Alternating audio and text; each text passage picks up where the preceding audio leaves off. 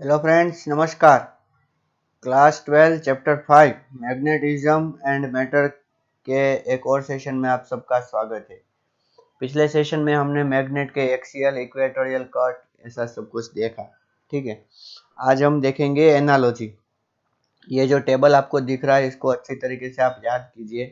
ठीक है, इलेक्ट्रिक में जो है इसको 1/4πε0 को क्या बोलते हैं ना बच्चों, यहाँ पर μ0/4π। एक बात आप याद रखिए, c is the velocity of light. अगर हम उसको देखेंगे ना तो आप अगर 1/μ0ε0 करते हो तो आपको वेलोसिटी ऑफ लाइट भी मिलेगी। ठीक है, दूसरा डायपोल मोमेंट का फॉर्मूला q इंटू 2a बार, यहाँ p इंटू 2l बार। आप बोलोगे सर l था ना, लेकिन हम क्या लिखेंगे, ये जो मैग्नेट है उसकी लेंथ अब हम क्या लिखेंगे 2l। हो गया। अच्छा, इसकी डायरेक्शन कहाँ से कहाँ थी बच्चों, नेगेटिव q से पॉजिटिव q थी। इन द सेम सेंस इसकी डायरेक्शन साउथ पोल से नॉर्थ पोल। ठीक है, हम बच्चों इसको ये जो नीचे वाला फॉर्मूला है ये ज्यादा हम याद रखते थे इक्वेटोरियल में।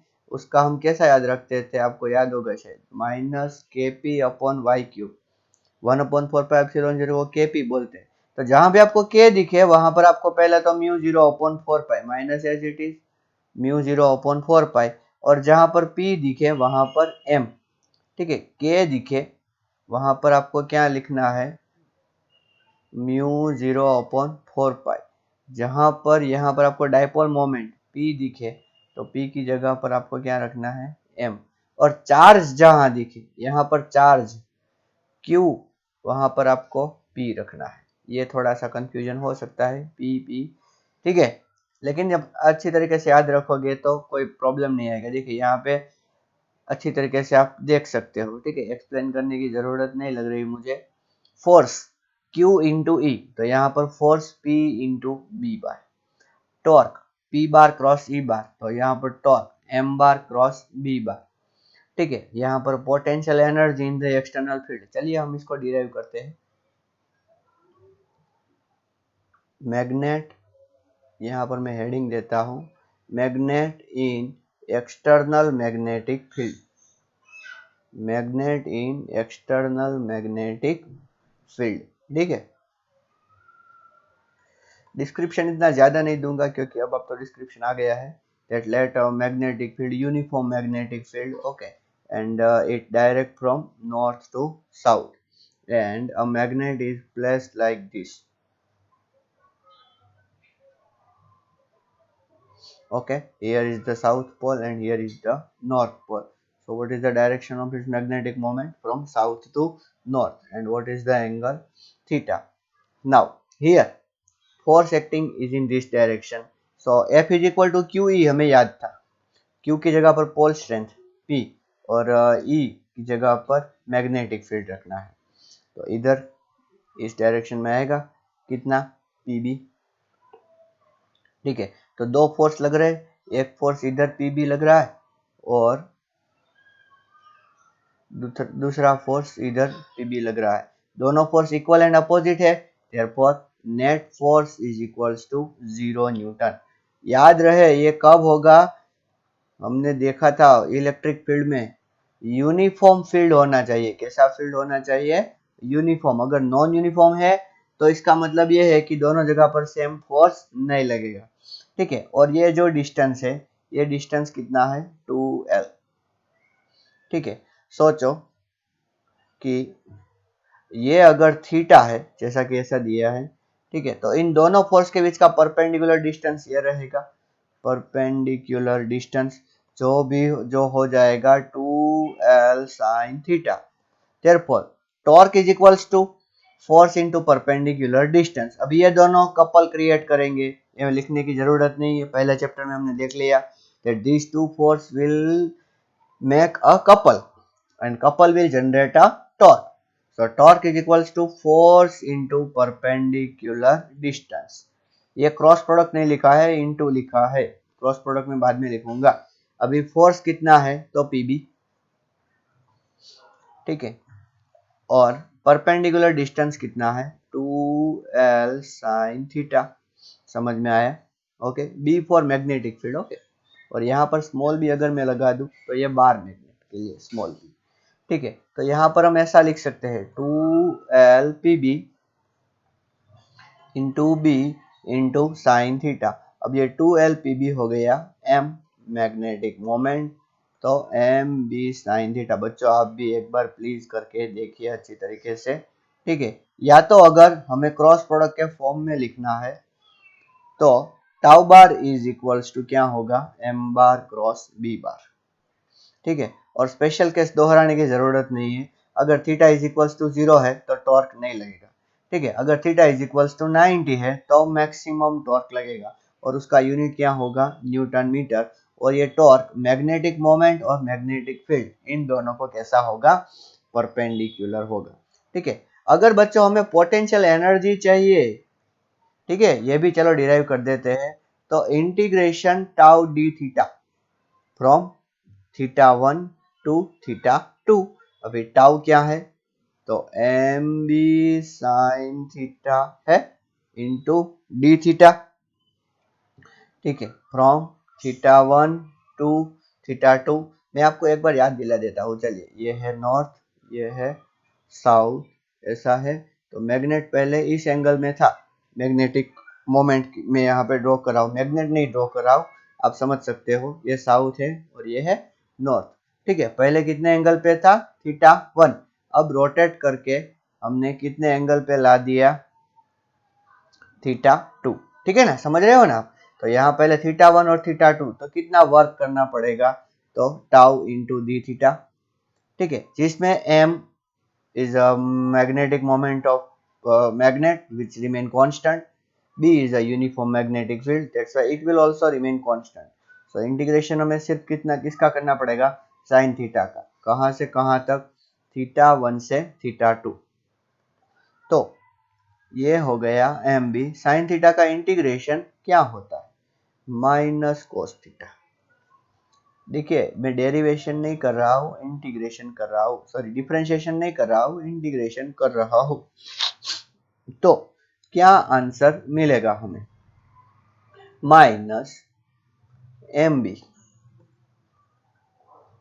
कोस थीटा 2 माइनस कोस थीटा 1। इस माइनस को मैंने आगे ले लिया, तो u, ठीक है, इतना होगा।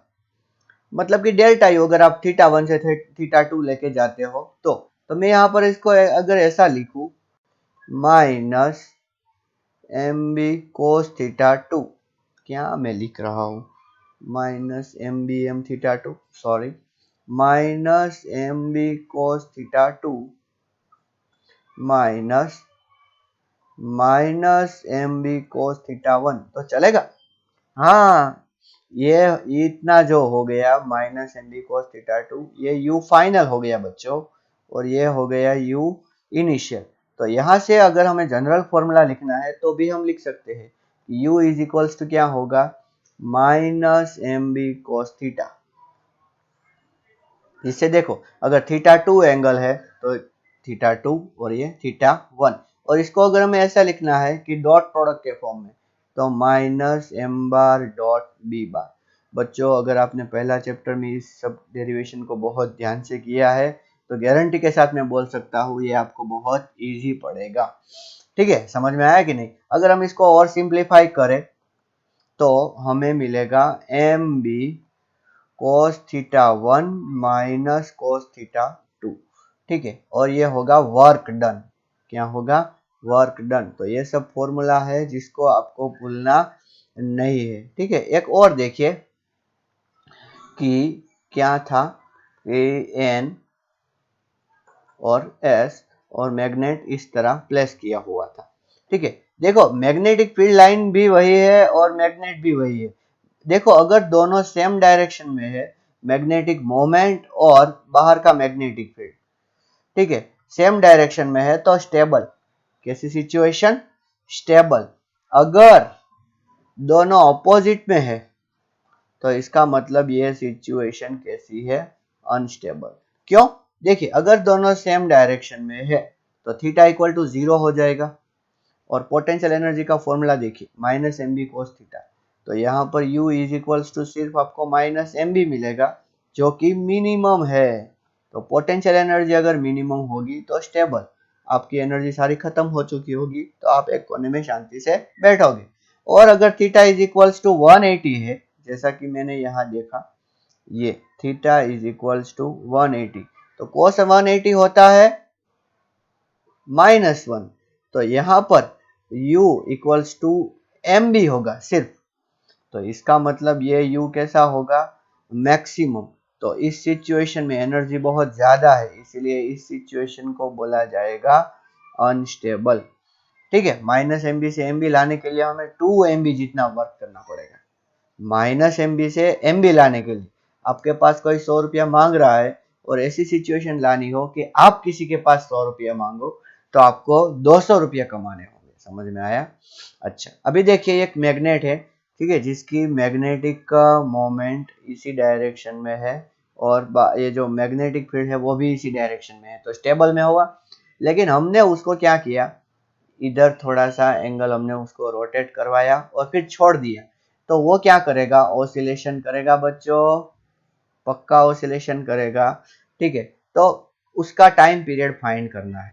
तो बच्चों टॉर्क का फॉर्मूला क्या था, M B sine theta. Okay, और torque is equals to I alpha, पता है ना आपको, यहाँ पर आई क्या है, moment of inertia, moment of inertia, और ये अल्फा, अल्फा क्या है, alpha is angular acceleration, angular acceleration. और टॉर्क इज इक्वल टू मैं -MB sin थीटा लिखूंगा, क्यों, क्योंकि ये रिस्टोरिंग टॉर्क है। कैसा टॉर्क है, रिस्टोरिंग। अच्छा, मैंने एसटीओ फिर से लिख दिया। बच्चों रिस्टोरिंग टॉर्क में क्यों बोल रहा हूं, क्योंकि जैसे आप इस मैग्नेट को, पहले जो मैग्नेट ऐसा था, ठीक है, बहुत शांति से बैठा हुआ था, आपने उसे डिस्टर्ब करके ऐसा ले जाएगा, ठीक है, और जब आप उसको छोड़ोगे ना तो वापस इसमें आ जाएगा, तो वो आपने तो कुछ किया नहीं, तो इसका मतलब क्या है कि वो अपने आप से कैसे आ गया, उसमें टॉर्क जनरेट हुआ, इसलिए रिस्टोरिंग टॉर्क। तो मैं यहाँ पर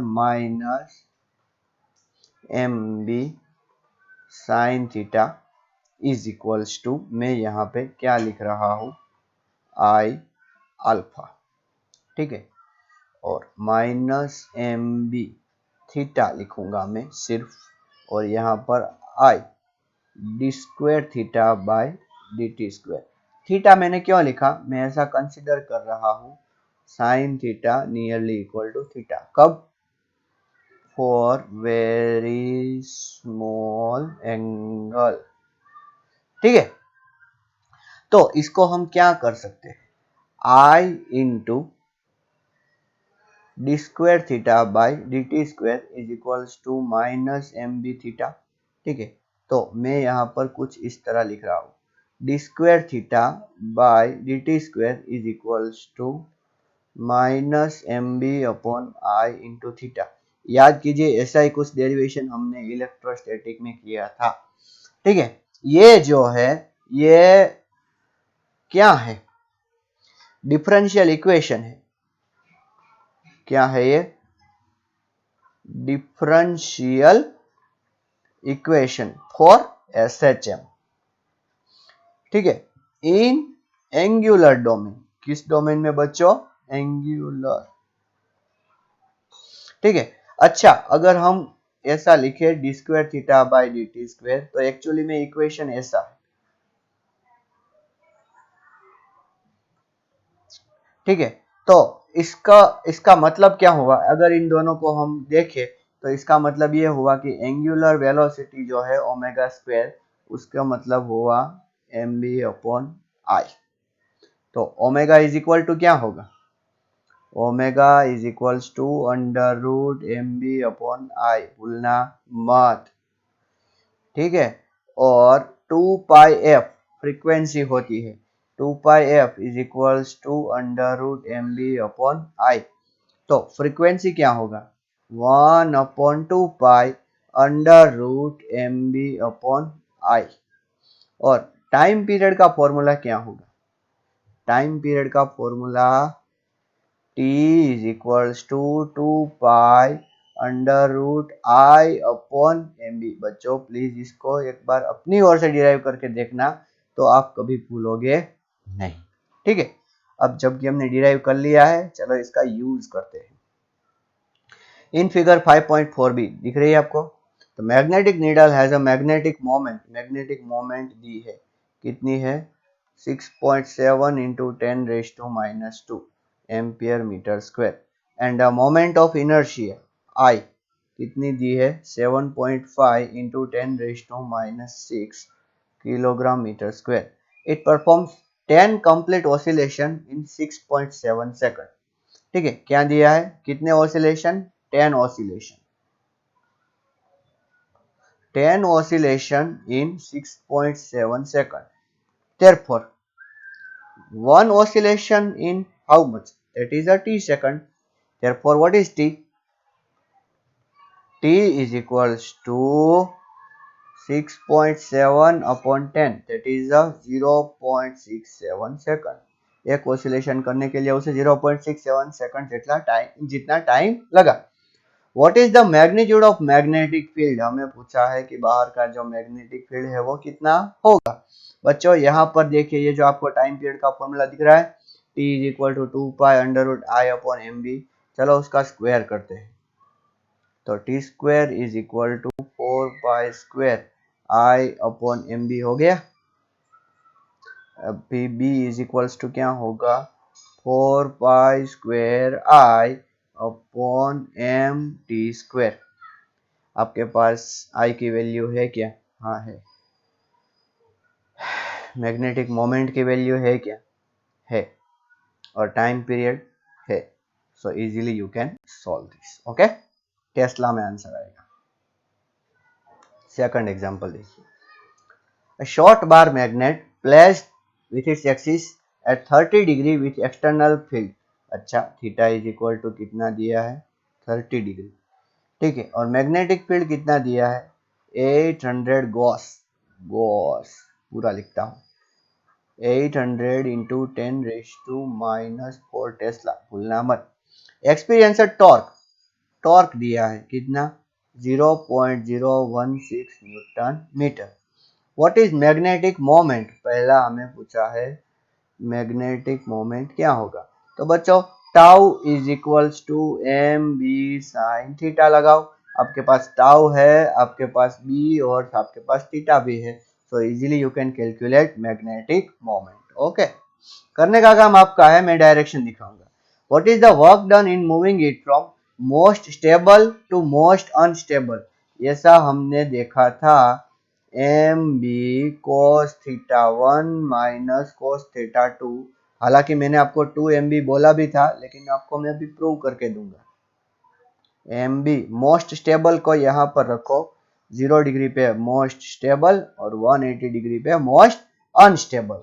तो M B cos 0 1 cos 180 -1, so what is the answer, 2MB। बच्चों आपके पास m है, जो आपने a में से फाइंड किया है, तो आप इजीली कर सकते हो।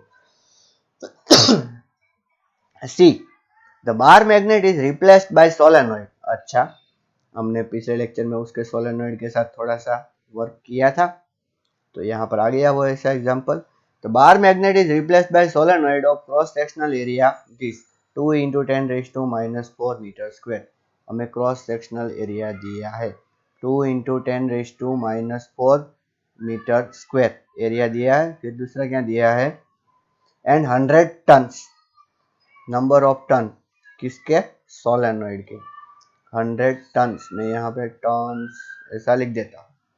But of the same magnetic moment, determine the current flowing through the solenoid। अच्छा, मैग्नेटिक मोमेंट सेम है, जो आपने ए में फाइंड की है। अभी मैग्नेटिक मोमेंट का फॉर्मूला मैंने क्या बोला, NIA, तो I इज इक्वल टू क्या होगा, M/IA। ठीक है, ये मनिया मैंने बोला था ना आपको, तो M तो आपने पहले में से फाइंड कर लिया, I और A, सॉरी मैं क्या लिख रहा हूँ, IA नहीं, I तो आपको फाइंड करना है। So I is equals to M upon क्या होगा, M/NA होगा, जो आपको दिया है। ठीक है, so easily you can find it. तीसरा देखिए, ये थोड़ा सा थियोरेटिकल टाइप है। What happens if bar magnet cut into two pieces, transverse its length? Transverse का मतलब होता है कि यहां से काटो, कहने का मतलब ऐसे। तो यहाँ पर मैग्नेटिक मोमेंट m और पोल स्ट्रेंथ अगर p है तो यहाँ पर मैग्नेटिक मोमेंट m/2 और पोल स्ट्रेंथ हो जाएगी p। और साउथ और नॉर्थ ऐसे है तो यहाँ पर कुछ नहीं होगा, साउथ नॉर्थ ऐसे जनरेट होगा। अलोंग इट्स लेंथ का मतलब ऐसे, कैसे, ऐसे। अगर ऐसे काटोगे तो मैग्नेटिक मोमेंट भी हाफ और पोल स्ट्रेंथ भी हाफ। ओके, ये हो गया हमारा पहला। दूसरा, a magnetised needle of uniform magnetic field experience a torque but no net force. सही बात है, क्यों? क्योंकि यूनिफॉर्म मैग्नेटिक फील्ड है, इसलिए हमने डिस्कस अभी किया कि यूनिफॉर्म फील्ड होगा तो फोर्स नहीं लगेगा। An iron nail near a bar magnet, however, experience a force of attraction in addition to torque. Why? अच्छा, पहले आप बोलते हो कि टॉर्क लगेगा, सिर्फ फोर्स नहीं लगेगा, लेकिन जब भी आप बार मैग्नेट के नजदीक किसी नीडल को ले जाते हो तो दोनों लगता है। क्यों? क्योंकि यहाँ पर जो मैग्नेटिक फील्ड बच्चों होता है वो होता है नॉन यूनिफॉर्म। कैसा होता है? Non uniform. And in the non uniform magnetic field you will experience both torque as well as the force. Okay, that's why must every magnetic configuration have a north and a south pole? What about field due to toroid? No, अगर magnetic moment ऐसी है, ठीक है, ये toroid है और इसमें magnetic field line ऐसे जाती है, ठीक है, तो यहाँ पर मैग्नेटिक मोमेंट को हम डिफाइन नहीं कर सकते, इस मैग्नेट को स्पेशल, ठीक है, तो इसका आंसर है नो। ठीक है, फिर D, two identical looking bars A and B are given. जैसा कि हमने डिस्कस किया था, दो बार है, ठीक है, one of which is definitely known to be magnetised. सोच रहे हैं कि ये तो मैग्नेटाइज ही है, we do not know which one, पता नहीं। How would one ascertain whether or not both are magnetised if only one is magnetized? How does ascertain which one? Use nothing else but bar A and B. अच्छा कैसे decide करोगे कौन सा magnetise है? तो सबसे पहले जो ये एंड वन है और एंड वन है उन दोनों को पास में लेके आओ। सॉरी, ये एंड वन है और दूसरे का एंड वन है, ठीक है। अगर अट्रैक्शन हुआ कोई बात नहीं, फिर एंड वन को इसके दूसरे, ये तो ए वाला ही है, इसको टू पर लेके आओ। अगर रिपल्शन हुआ, अगर क्या हुआ? रिपल्शन, ठीक है, तो इसका मतलब है कि दोनों मैग्नेटाइज है, बोथ मैग्नेटाइज। लेकिन अगर अट्रैक्शन हुआ, क्या हुआ? अट्रैक्शन, तो इसका मतलब इन दोनों में से कोई एक मैग्नेटाइज है, ठीक है। अब क्या करना है? अभी वन को ऐसे रखो, उसको हिलाना नहीं है। अभी टू को ऐसे, मतलब कि यहाँ लाओ, यहाँ लाओ, यहाँ लाओ। अगर आपको ऐसा लगता है कि अट्रैक्शन कम हो रहा है, क्या हो रहा है? अट्रैक्शन कम हो रहा है, ठीक है, तो इसका मतलब वन है वो मैग्नेट है और ये है वो आयरन है। और अगर अट्रैक्शन कम नहीं हो रहा तो इसका मतलब ये है कि टू है वो मैग्नेट है और ये है वो आयरन, ठीक है, समझ में आया? चलिए नेक्स्ट एग्जांपल करते हैं। What is the magnitude of equatorial and axial field due to bar magnet of length 5 cm? अच्छा, लेंथ कितनी है? 5 सेंटीमीटर, ठीक है, at a distance 50 centimetre from its mid point. अच्छा, कितना डिस्टेंस है? 50 सेंटीमीटर, ठीक है। The magnetic moment of the magnet is this, magnetic moment भी दी गई है, कितनी? 0.4 ampere metre square, same as in example. तो बच्चों, इक्वेटोरियल एंड एक्सियल फील्ड का फॉर्मूला सीधा ही बी इक्वेटोरियल का क्या है? अच्छा, मुझे नहीं पता, लेकिन मुझे ये पता था, kp/yq। तो मैं क्या करूंगा, k की जगह पर μ0/4 पाई, P की जगह पर M और Y की, और B एक्सियल का क्या, तो म्यू 0/4 पाई सिर्फ 2m/x³ कर देना है। यहाँ पर x लो या y लो कोई फर्क नहीं पड़ता, उसका मतलब आप क्या रखोगे 50 सेंटीमीटर, याद रखो। और m अगर आपको मालूम करना है, अच्छा m तो आपके पास है 0.4 ampere metre square, okay then no problem, इसका कोई फर्क नहीं पड़ेगा, ठीक है, क्योंकि ये डिस्टेंस बहुत ज्यादा है इसलिए। Okay, so easily you can find out. अच्छा एक और एग्जांपल अब देखते हैं, देखो अच्छी तरीके से। Figure shows a small magnetised needle P placed at point O. The arrow shows the direction of its magnetic moment. अच्छा देखो ये एरो है, the other arrow shows different position and orientation of magnetic moment of another identical magnetized needle Q. अच्छा एक P है और एक Q है, P fixed है।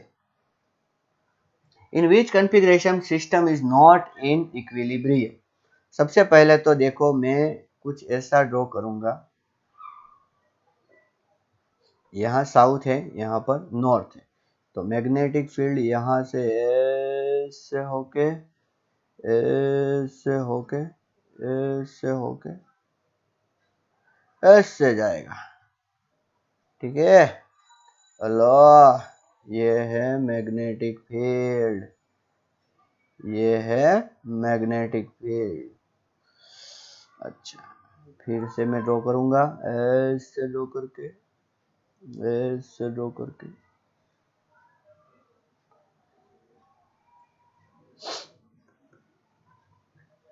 ठीक है। याद रखो अगर मैग्नेटिक फील्ड और मैग्नेटिक मोमेंट दोनों अगर पैरेलल है या एंटी पैरेलल है, ठीक है, तो इक्विलिब्रियम, कैसा इक्विलिब्रियम। लेकिन अगर मैग्नेटिक फील्ड और मैग्नेटिक मोमेंट परपेंडिकुलर है देन नॉट इन इक्विलिब्रियम।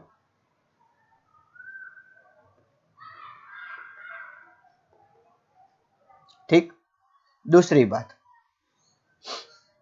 अगर सेम डायरेक्शन में है तो स्टेबल, अगर अपोजिट डायरेक्शन में है तो अनस्टेबल।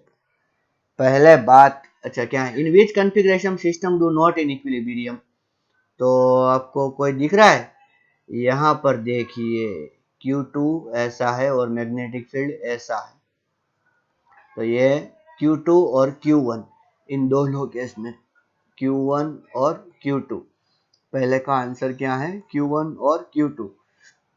ये जो एरो दिख रहा है ना, ये मैग्नेटिक मोमेंट का एरो है, ठीक है, और मैंने जो ये ड्रॉ किया है ना, ये मैग्नेटिक फील्ड का है। In which configuration system is stable, यहाँ पर देखिए ये Q1 Q2 का तो आपको पता चल गया, अभी Q3 कहाँ है मैं दिखना चाहता हूँ, Q3, तो देखिए मैग्नेटिक फील्ड नीचे जा रहा है और मैग्नेटिक मोमेंट दोनों सेम डायरेक्शन में है, तो इसका मतलब है स्टेबल। यहाँ पर देखिए मैग्नेटिक फील्ड नीचे की ओर ये, तो इसका मतलब है अनस्टेबल, कैसा है अनस्टेबल। यहाँ पर देखिए दोनों अपोजिट डायरेक्शन हो गए, तो इसका मतलब है अनस्टेबल। यहाँ पर देखिए दोनों सेम डायरेक्शन हो गए, तो इसका मतलब है स्टेबल। ये जो मैंने ब्लू वाला जो ड्रॉ किया है ये है मैग्नेटिक फील्ड, और ये जो एरो आपको दिख रहे हैं सारे जो ड्रॉ किए हैं ऑलरेडी डायग्राम में, ये है मैग्नेटिक मोमेंट M, ठीक है। तो स्टेबल कौन सी सिचुएशन में होगा, तो स्टेबल स्टेबल Q3 और Q6, अनस्टेबल तो Q4 और Q5, Q4 और Q5। Which configuration corresponds to the lowest potential energy among all configuration shown? तो हमें पहले तो स्टेबल वाले देखने होंगे, Q3 और Q3 एक था और दूसरा कौन था Q6। अच्छा Q3 और Q6 में से कौन सा, तो यहाँ पर जो है ये जो होगा ये होगा -mb, यहाँ पर भी जो Q6 के पास भी एनर्जी होगी -mb, लेकिन ये जो B होगा Q3 के पास वो होगा इक्वेटोरियल वाला, और ये होगा एक्सियल वाला मैग्नीट्यूड में बड़ा है, इसीलिए नेगेटिव में वो छोटा होगा, तो ये होगा मोस्ट स्टेबल। क्या होगा? Most stable. कौन सा होगा? Lowest potential energy Q6। समझ में आया अच्छी तरीके से आपको? ओके, तो आज के लिए डिस्कशन इतना ही, मिलते हैं नेक्स्ट सेशन में। ओके, थैंक यू एंड नमस्कार।